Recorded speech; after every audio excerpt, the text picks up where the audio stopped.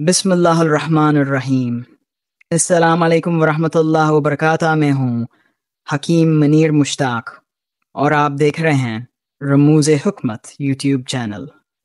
آج میں آپ کے لیے لایا ہوں گرمیوں کا ایک قدرتی، سستا اور صحت بخش تحفہ، گڑ کا شربت۔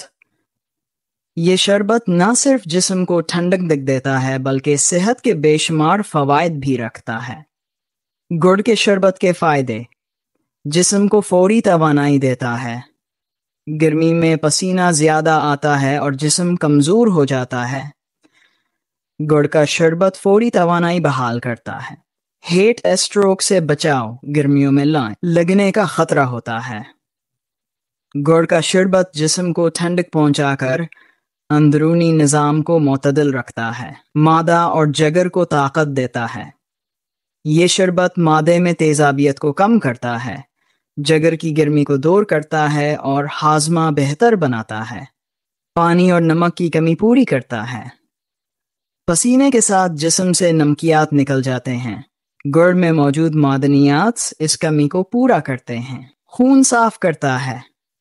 گڑ قدرتی خون صاف کرنے والا ہے اور اس کا شربت گرمی میں جلدی امراض سے بچاتا ہے۔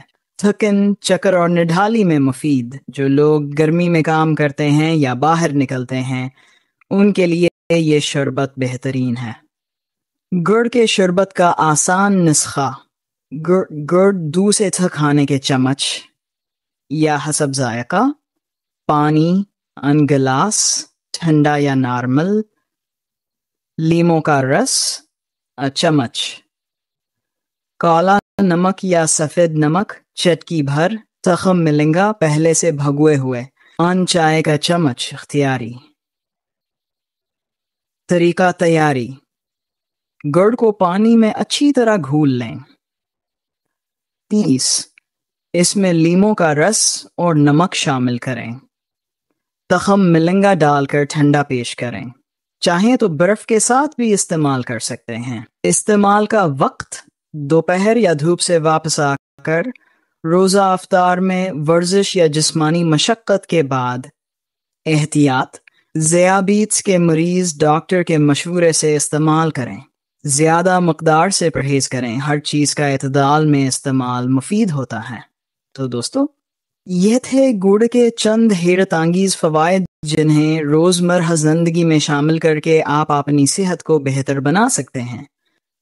چیکو، ایک ایسا پھل جو ذائقے میں لاجواب اور صحت کے لیے بے مثال ہے۔ چیکو قدرت کا عطیہ۔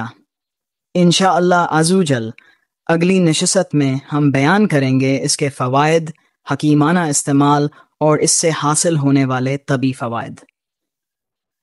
اگر آپ کو یہ ویڈیو پسند آئی تو لائک اور شیئر ضرور کریں اور ہمارے چینل رموز حکمت کو سبسکرائب کرنا نہ بھولیں تاکہ آپ کو مزید مفید اور معلوماتی ویڈیوز بر وقت ملتے رہیں۔